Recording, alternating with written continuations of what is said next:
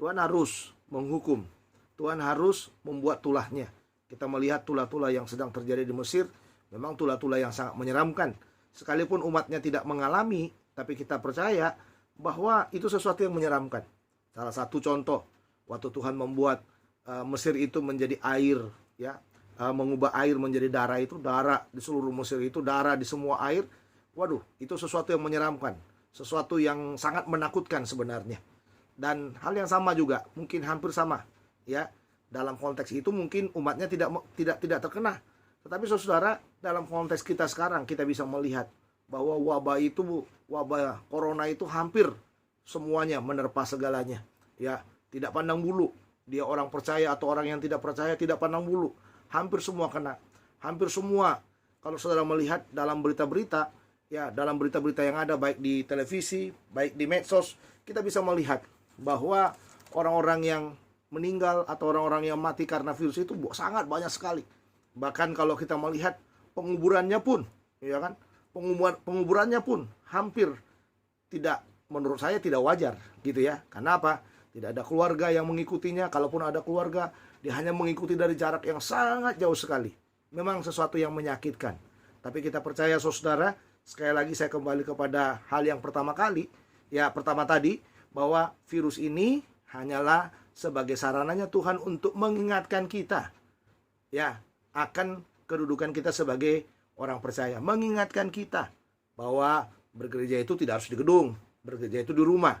Tapi jangan juga setelah selesai virus ini saudara tidak beribadah lagi di gereja. Itu sesuatu yang salah, ya. Tetapi mengingatkan kita bahwa hal-hal yang menurut kita itu hebat, hal-hal yang menurut kita itu luar biasa, sebenarnya bagi Tuhan nggak ada apa-apanya, ya, nggak ada apa-apanya. Kita membangun gereja yang gede, gereja yang luar biasa, ya nggak ada apa-apanya juga, ya. Coba lihat saudara, dengan kita dirumahkan sekarang, ya kita kembali kepada esensi kita lagi, esensi yang esensi berjemaat yang sesungguhnya. Esensi berjemaat yang sesungguhnya, kalau kita melihat dari Kisah Para Rasul itu, sebenarnya dimulai dari mana? Dimulai dari rumah. Ya, tidak ada di Kisah Para Rasul orang membangun gereja yang sangat besar sekali, gereja yang sangat luar biasa, gereja yang sangat luks sekali. Nggak ada itu. Ya, tetapi ini catatannya saudara, kalaupun Tuhan kasih kesempatan untuk kita membangun itu, ya no problem. Ya, tetapi saudara, kalaupun Tuhan mengembalikan kita seperti sekarang ini beribadah di rumah, bagi saya secara pribadi juga no problem. Ya, karena apa? Karena semuanya sarananya Tuhan mengingatkan kita, ya, bahwa ada hal-hal yang esensi, yang mendasar, yang sudah kita tinggalkan selama ini. Ya, tetapi coba lihat, udah berapa minggu ini, ya, orang dirumahkan, mulai dari tanggal 16 Maret sampai hari ini, saudara, ya, udah berapa minggu orang dirumahkan. Tetapi saudara, kita bisa melihat bahwa semakin dirumahkan, semuanya kita bisa melihat bahwa ternyata, rencana-rencana Tuhan itu sangat luar biasa, sangat dahsyat sekali. Untuk apa? Untuk mengembalikan kita kepada apa? Kepada esensi kita yang sesungguhnya. Nah, Bapak Ibu Saudara, di pagi hari ini memang tanpa disadari, ya, kita sudah memasuki, kalau di dalam kalender gereja, ya, dikatakan bahwa kita sudah memasuki Minggu Palem atau dikatakan Minggu Sengsara. Nanti hari Jumat kita sudah masukin Jumat Agung, ada Kamis Putih, hari Kamis Putih, Jumat Agung, ya, Sabtu Sunyi sampai kepada kebangkitan Kristus, ya. Nah, kita melihat saudara, dalam bagian ini, hari ini kita dalam kondisi apapun, sekali lagi ya, saya katakan kepada Bapak Ibu, dalam kondisi apapun, jangan pernah melalaikan Tuhan dalam hidup kita. Ya, justru dalam kondisi yang sangat menyeramkan ini, ingatlah Tuhan. Ya, ingatlah Tuhan yang mengasihi kita, yang sudah memberikan segalanya bagi kita. Ingatlah Tuhan yang benar-benar sayang kepada kita. Saya sangat percaya, ya, bahwa dalam situasi-situasi seperti ini, kita sudah pastilah, ya, merasakan pemeliharaan demi pemeliharaan Tuhan dalam hidup kita. Kalaupun kita tidak merasakan pemeliharaan itu, ya, mungkin kita ya harus benar-benar bersujud, benar-benar datang kepada Dia, benar-benar kita minta bagaimana cara Tuhan memelihara hidup kita. Ya, dalam kondisi-kondisi mungkin kita tidak bisa bekerja, dalam kondisi-kondisi seperti saya mungkin tidak lagi bebas untuk pergi melayani, ya, melayani di mana-mana, melayani seperti itu. Sekarang dituntut saudara. Seperti saya ini dituntut untuk lebih banyak berdoa untuk saudara, berdoa untuk bangsa ini, berdoa untuk kota ini. Saya dituntut untuk lebih banyak membaca firman-Nya, untuk lebih banyak merenung di hadapan Tuhan. Untuk melihat apa? Untuk melihat lagi bagaimana sebenarnya kita harus kembali kepada esensi dari hidup kita yang sesungguhnya. Ya. Nah, hari ini kita diajak ya dalam minggu Palem atau minggu sengsara ini, atau dalam kalender-kalender Lutheran, ya gereja-gereja Lutheran dikatakan bahwa minggu ini adalah minggu Palmarum, ya, yang artinya minggu di mana kita menyambut ya Yesus itu sebagai seorang raja. Sehingga memang tema yang diberikan kepada kita adalah tema yang berkaitan dengan menyambut Tuhan dengan lidah dan hati bersih, ya, menyambut Tuhan dengan lidah dan hati bersih. Kita akan membaca Alkitab dari Yohanes pasal yang ke-12. Kita melihat bersama-sama Yohanes pasal 12. Kita melihat ayat 12 sampai dengan ayat yang ke-19. Tidak ada salahnya kita memulai membaca Alkitab ini dengan kita berdoa. Bapa dalam sorga, biarlah damai sejahtera dari Allah yang melampaui akal pikiran manusia itu kiranya menguasai hati dan pikiran kami pada waktu kami duduk diam mendengarkan firman-Mu. Berbicaralah kepada kami semuanya, supaya firman ini menjadi firman yang hidup, firman yang menguatkan, firman yang menolong kami untuk memahami bagaimana Tuhan mengingatkan kami akan pentingnya kembali kepada esensi kami yang sesungguhnya. Kami berdoa ya Tuhan, biarlah Engkau menolong kami untuk melihat firman-Mu hari ini dalam minggu Palem, minggu sengsara ini. Kami boleh benar-benar menghayati betapa pentingnya kami menyambut Engkau sebagai Raja kami.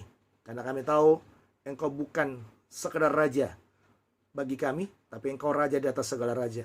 Engkau bukanlah Raja yang menunjukkan sebuah kehebatan, tapi Engkau adalah Raja yang menunjukkan sebuah pengorbanan untuk membela kami umat-Mu, membela kami orang-orang berdosa, supaya kami tetap teguh di dalam Tuhan dan mengasihi Tuhan.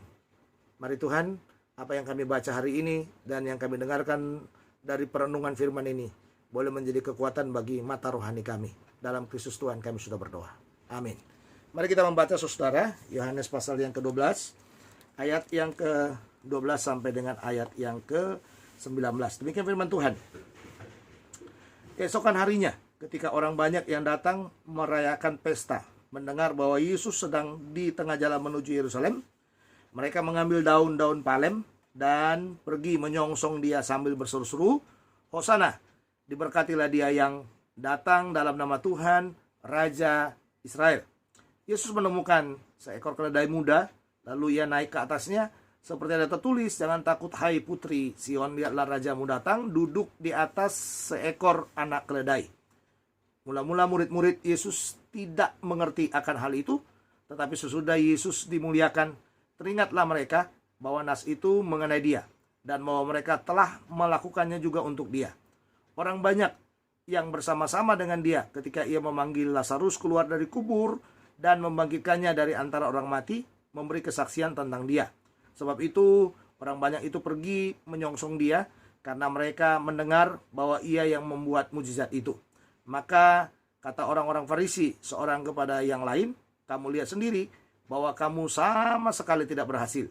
Lihatlah, seluruh dunia datang mengikuti dia. Sampai di sini pembacaan firman Tuhan. Berbahagialah mereka yang mendengar, merenungkan dan melakukan firman Tuhan dalam hidupnya. Bapak Ibu, saudara-saudara, sekali lagi tema kita adalah menyambut Tuhan dengan lidah dan hati yang bersih. Ya, menyambut Tuhan dengan lidah dan hati yang bersih. Ada dua kata yang dikatakan dalam judul kita, dalam penyambutan kita dengan lidah. Sudah tentu itu berkaitan dengan perkataan kita. Ya, bagaimana dalam minggu-minggu sengsara ini dengan perkataan kita, kita menunjukkan bahwa kita memang sedang menyambut Tuhan kita. Dalam kondisi-kondisi tidak seperti biasanya, kita harus masuk ke gereja, datang ke gereja dengan kekusukan dan luar biasanya. Tapi sekarang dengan lidah kita diminta dengan kekusukan, kita membicarakan Tuhan kita. Kita menyaksikan Tuhan kita. Nanti dalam konteks kita bisa kelihatan di sana bahwa mereka memang menyambut Tuhan itu dengan lidah mereka, ya, dengan lidah mereka. Lalu yang kedua dikatakan dengan hati yang bersih. Apa itu hati yang bersih?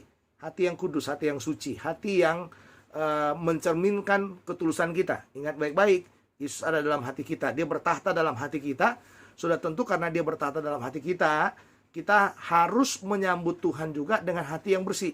Ada Yesus dalam hati kita, sambutlah Tuhan itu dalam hati kita juga. Jadi dalam arti begini, Tuhan hadir dalam hidup kita. Jangan sampai Tuhan yang hadir dalam hidup kita itu tidak kita muliakan, tidak kita kuduskan, ya, atau Tuhan yang hadir dalam hati kita itu tidak kita hormati dalam setiap kehidupan kita. Kita harus belajar dalam penyambutan kita, dalam Minggu Palem, Minggu Sengsara ini atau Minggu Palmarum ini, ya, kita harus belajar benar-benar menyambut Yesus itu dengan hati yang tulus, hati yang suci, hati yang kudus. Nah, Bapak Ibu, Saudara, memang kalau saudara mau melihat lebih detail konteks pembicaraan ini, saudara seharusnya kita membaca dalam Injil Matius sebenarnya, Injil Matius pasal 21 ayat 1 sampai dengan 11. Ya, urutan-urutannya memang sangat bagus sekali Matius mengurutkannya, karena memang Matius itu menjelaskan bahwa Yesus yang hadir itu adalah Yesus yang adalah Mesias, Yesus yang adalah Raja bagi orang Israel. Tetapi saudara, memang dalam konteks kita ini, kita dituntut dari sisi yang lain sebenarnya. Dilihat dari sudut Yohanes, bagaimana mengamati konsep yang berkaitan dengan bagaimana pada zaman itu Yesus disambut sebagai seorang raja. Ya, Yesus disambut sebagai seorang raja, meskipun kalau kita bisa melihat Yesus belum mati, Yesus belum dimuliakan, Yesus belum bangkit di sana. Tetapi kita tahu bahwa memang itulah, ya, caranya Tuhan untuk bagi saya secara pribadi itu caranya Tuhan untuk memaksa, ya, memaksa semua orang untuk mewujudkan apa yang sudah dinubuatkan, apa yang sudah disiapkan oleh Tuhan tentang hadirnya seorang Mesias itu, hadirnya seorang raja. Jadi sebutan Yesus sebagai raja itu bukan hanya bicara mahkotanya, bicara pemerintahannya, bicara otoritasnya, sekedar otoritasnya saja. Tapi kita melihat bahwa sisi yang paling esensi dalam menyambut Yesus sebagai Tuhan dan Raja itu adalah kesiapan daripada umat itu. Ya kan? Kesiapan daripada umat itu. Bagaimana umat itu memperlakukan Tuhan dengan lidah, dengan hatinya, bahwa Yesus itu adalah Raja mereka, bahwa Yesus itu adalah Tuhan mereka, yang memang ya harus kita muliakan, harus kita hormati, dan harus kita tempatkan posisinya memang sebagai Raja atas hidup kita, sebagai pembebas dalam hidup kita. Nah, jadi kita bisa melihat sekarang ini, kalau Yesus itu ya Raja kita, Yesus itu Raja yang harus kita sambut dengan lidah dan hati kita ini, sebenarnya kita nggak ada yang perlu kita takutkan dalam hidup ini. Ya, virus itu memang menyeramkan, virus itu memang menakutkan buat kita. Tapi bagi saya secara pribadi, kalau kita memposisikan Yesus itu sebagai Raja kita, ya Raja kita itu akan membela kita. Pemerintah kita itu berpanjangan tangannya. Cara-caranya Tuhan bagaimana mengatasi virus yang ada ini. Nah, dituntut sekarang bagaimana orang untuk tertib dan lain sebagainya. Itu juga saya rasa itu penyambutan kita akan Tuhan juga. Kita ada di rumah seperti ini dalam kondisi-kondisi menjelang Jumat Agung dan Paskah 2020 ini, ya memang hampir kita dituntut di rumah. Ya kan? Ya, maksudnya apa saudara? Maksudnya Tuhan sederhana sebenarnya. Marilah dengan seisi rumahmu, dengan mulut kita, ya, atau dengan lidah kita, dengan hati yang bersih, marilah kita belajar menyambut Tuhan, memposisikan Tuhan itu sebagai Raja yang berkuasa, berotoritas penuh atas hidup kita. Kita nggak punya kekuatan apa-apa dalam hidup ini. Ya, apa yang mau kita sombongkan sih? Nggak ada yang bisa kita sombongkan. Ya, saya mendengar kesaksian dari satu penatua dalam jemaat, dalam sebuah tulisannya. Dia katakan, baru kemarin saya teleponan, tapi tiba-tiba dia sudah meninggal, dia sudah tidak ada. Baru kemarin dia sehat, kuat, dan hampir seperti tidak ada masalah buat hidupnya.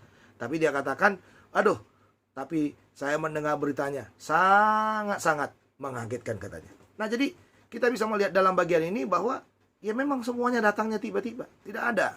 Ya, tidak ada dalam hidup ini yang kita dalam kondisi menurut posisi kita, wah, saya sangat-sangat sudah luar biasa, ya sangat-sangat dekat dengan Tuhan, lalu Tuhan mengambil kita, belum tentu.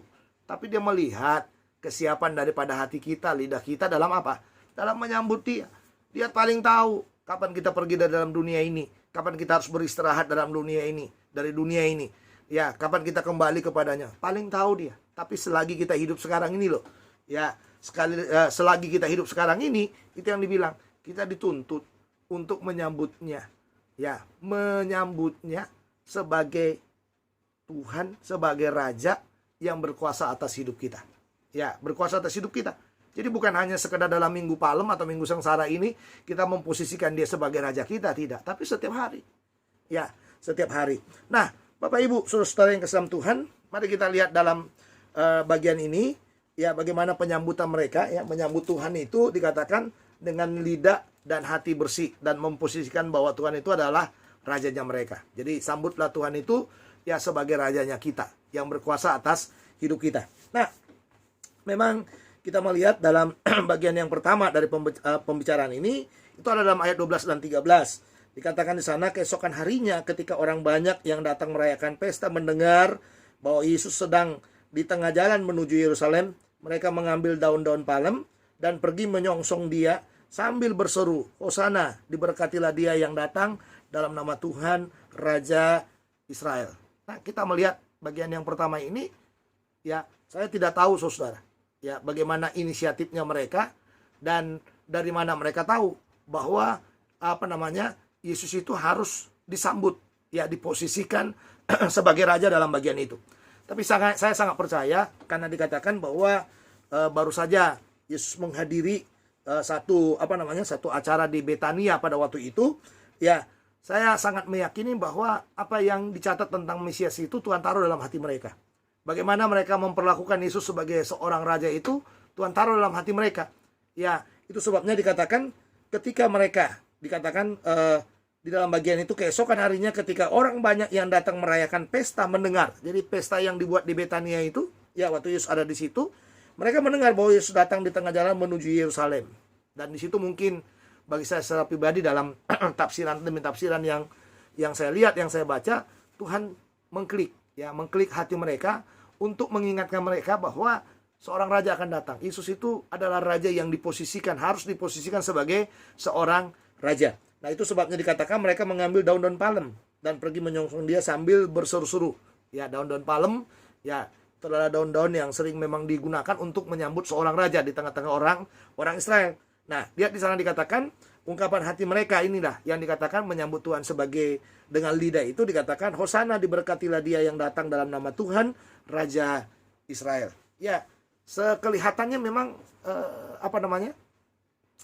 seperti tidak disadari oleh mereka, tapi mereka sedang melakukan. Nah, itu nanti yang dikatakan di dalam bagian yang kedua dalam narasi atau cerita yang kita lihat dalam bagian ini. Tapi dalam bagian yang pertama ini memang kita melihat dalam bagian itu keesokan harinya orang banyak. Ceritanya adalah orang banyak. Orang banyak yang diklik oleh Tuhan, hati mereka dijamah oleh Tuhan untuk menyambut Tuhan itu sebagai seorang raja. Apakah mereka semua orang-orang yang percaya kepada Tuhan? Pertanyaannya belum tentu, ya. Belum tentu. Tetapi saudara-saudara mungkin ya sebagian di antara mereka mengetahui ya siapa Mesias itu, siapa Yesus itu, mereka mengetahui. Dan bagaimana harus memposisikannya, ada sebagian di antara mereka yang mengetahuinya. Itu sebabnya kalau sudah melihat dalam bagian ini, mereka mengambil daun-daun palem itu untuk apa? Untuk memposisikan Yesus itu, menyambut Yesus itu sebagai apa?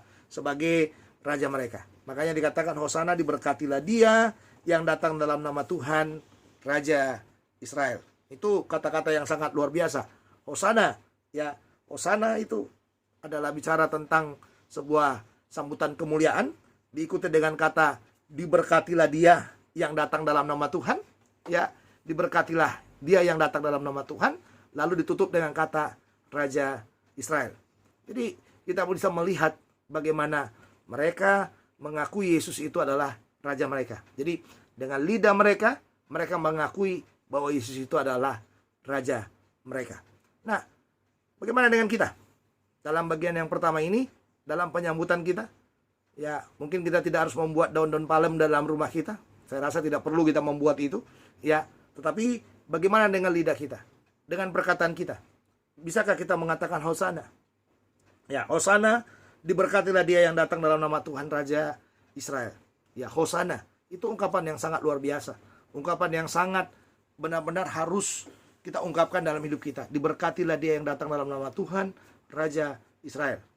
Kita mungkin tidak mengatakan lagi sekedar Raja Israel, tapi Raja yang bertahta dalam hati kita, Raja yang berkuasa dalam hidup kita, Raja yang memenuhi segala keperluan demi keperluan kebutuhan kita. Dia Raja ilahi. Dia adalah Tuhan yang posisinya Raja, dan sangat ilahi bagi kita, sangat luar biasa bagi kita, dan sangat menguatkan kita dalam segala sesuatu. Nah, bagian yang kedua, dalam bait yang kedua, ya, jadi itu yang bait yang pertama tadi, atau dalam dialog yang pertama, kita bisa melihat bahwa orang banyak, ya, dengan lidah mereka menyambut Yesus. Nah, yang kedua dikatakan, kita bisa melihat dalam bagian itu ayat 14 dan ayat 15. Yesus menemukan seekor keledai muda, lalu ia naik ke atasnya. Seperti ada tertulis, jangan takut hai putri Sion. Lihatlah rajamu datang duduk di atas seekor anak keledai. Ya, jadi kita bisa melihat bagian yang kedua ini, kita melihat peran utamanya adalah Yesus. Dikatakan dia datang dengan menemukan seekor keledai muda. Sekalipun dalam Injil Matius pasal yang ke 21 tadi dikatakan, dia menyuruh murid-muridnya sebenarnya pergi kepada seseorang, mengambil keledai itu dan membawanya kepada Yesus. Dan memang dicatat di sana, kalau mereka bertanya untuk apa, katakan Tuhan memerlukannya, Tuhan akan menggunakannya. Dia mengambil keledai itu. Kita bisa melihat, saudara, waktu mengambil keledai itu pun kita bisa melihat bahwa itu otoritas rajanya, otoritas yang sangat luar biasa. Dia punya hak untuk mengambil dan membawanya, ya, menyuruh orang untuk membawanya kepadanya. Karena kata kuncinya adalah, kalau nanti ditanya untuk apa, katakan Tuhan memerlukannya, ya. Dan itu dikatakan dalam bagian itu, Yesus ternyata dalam narasi ini, dalam cerita ini dikatakan dia datang dengan keledai itu, ya. Dan waktu dia datang dengan keledai itu, memang itu posisi seorang raja yang dihormati oleh orang-orang Israel, diposisikan oleh orang-orang Israel.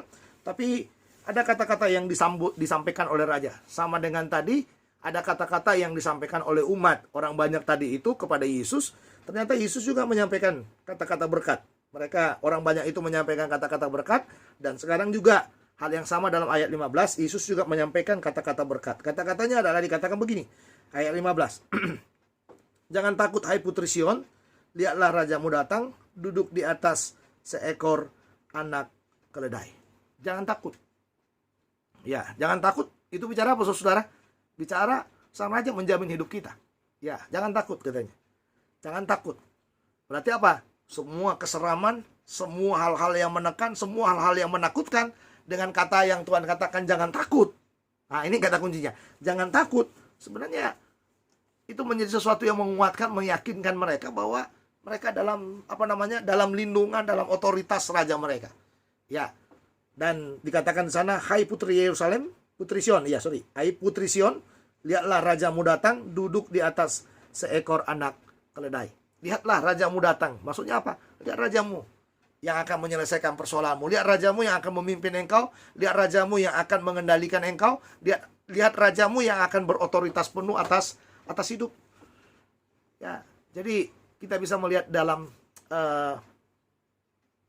bagian yang kedua atau babak yang kedua ini, yang ditampilkan kepada kita adalah bagaimana dalam menyambut Yesus sebagai seorang raja itu dengan lidah, dengan hati dan hati yang bersih itu. Sebenarnya bukan hanya orang banyak yang memberkati rajanya, tapi sang raja juga memberkati kita, ya kan? Sang raja juga memberkati kita. Dan saya sangat suka dengan kata jangan takut. Ya, dari awal dari kehadiran Yesus, kata-kata ini selalu dipakai, jangan takut, jangan takut, jangan takut, jangan takut.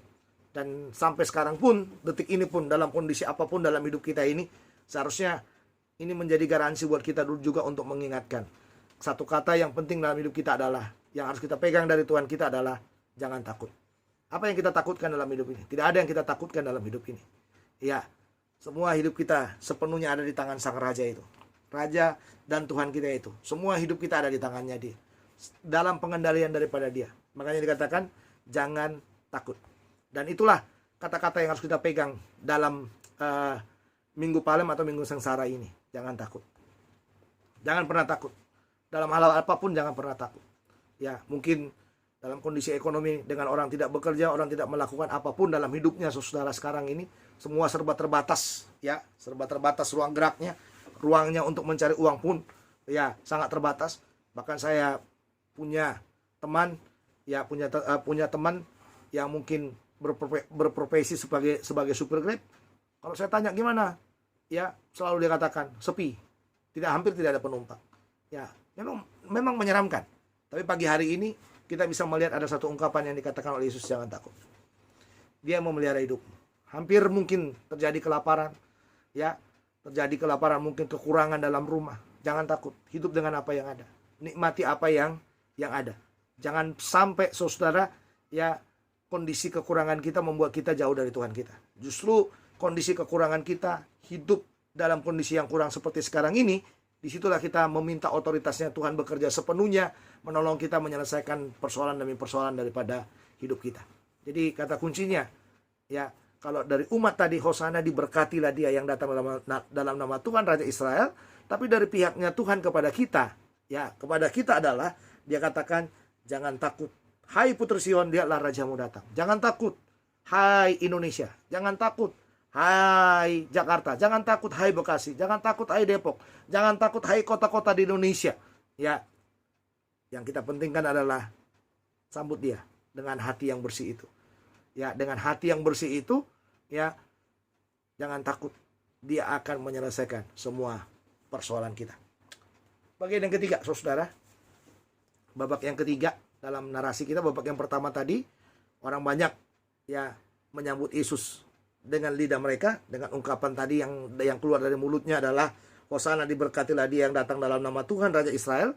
Dalam babak yang kedua sekarang, ya, waktu Yesus datang itu kembali, dia melepaskan perkataan juga dengan lidahnya juga. Lihat di sana. Waktu dia disambut dengan lidahnya, dengan lidah kita, ya, dengan lidah kita, dengan ucapan berkat yang kita lepaskan, ternyata sang raja juga melepaskan berkat buat kita. Makanya berkatnya adalah, kata kuncinya tadi, jangan takut. Ya, jangan takut. Dan itu ciri khas dari semua Injil, ya, yang dicatat dalam Alkitab dalam menyambut sang Mesias itu adalah kata jangan takut. Nah, Bapak Ibu Saudara, babak yang ketiga ini, ya, dalam babak yang ketiga ini sebenarnya ini adalah sebuah respon. Respon dari apa? Dari apa yang sudah mereka lakukan sebenarnya. Jadi umat sudah melakukan, lalu Tuhan juga sudah melakukan bagi mereka. Sekarang kita bisa melihat bagaimana responnya. Nah, responnya kita melihat di sana, ayat 16. Mula-mula murid-murid Yesus tidak mengerti akan hal itu, tetapi sesudah Yesus dimuliakan teringatlah mereka bahwa nas itu mengenai dia, dan bahwa mereka telah melakukannya juga untuk dia. Lihat sana, nas itu untuk dia katanya. Jadi apa yang dilakukan oleh orang banyak tadi dikatakan di sana bahwa ternyata itu untuk dia. Dan dikatakan di antara orang banyak itu mungkin juga ada murid-murid itu murid-murid itu hadir di sana bersama-sama dengan orang banyak itu. Tapi dikatakan di dalam bagian ini setelah Yesus dimuliakan katanya. Ini dalam arti setelah Yesus dimuliakan, Yesus mati, atau nanti setelah Yesus bangkit mungkin mereka baru menyadari bahwa nas itu adalah untuk Yesus, dan mereka juga sudah melakukannya. Melakukan apa? Melakukan penyambutan, ya, penyambutan kepada Yesus sebagai seorang raja itu. Ya.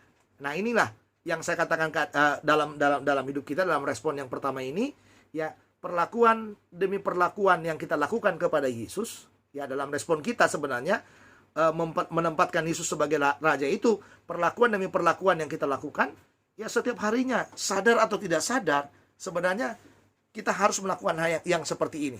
Bagaimana kita menghormati Tuhan kita itu dengan lidah kita, ya, dengan lidah kita. Jadi jangan sampai kita tidak menghormati Tuhan kita dengan lidah, dengan hati kita itu, ya, karena ini berkaitan, ya. Tadi kita bisa melihat dengan lidah dan hati. Jadi lidah, perkataan dengan hati itu harus apa? Harus selaras. Jadi apa yang dikeluarkan oleh lidah ini sebenarnya itu bicara apa? Bicara cerminan hati kita sebenarnya. Jadi kalau kita melakukan hal yang seperti ini tadi, respon kita itu dengan lidah dan hati kita itu harus selaras. Ya. Yang kedua, mari kita lihat respon yang kedua dalam ayat yang ke-17. Orang banyak yang bersama-sama dengan dia ketika ia memanggil Lazarus keluar dari kubur dan membagikannya dari antara orang mati, memberi kesaksian tentang dia. Sebab itu orang banyak itu pergi menyongsong dia karena mereka mendengar bahwa ia yang membuat mukjizat itu. Ternyata respon yang pertama itu tadi dari murid-muridnya, mereka menyadari bahwa mereka sudah melakukannya. Sekarang respon yang kedua itu dari orang banyak.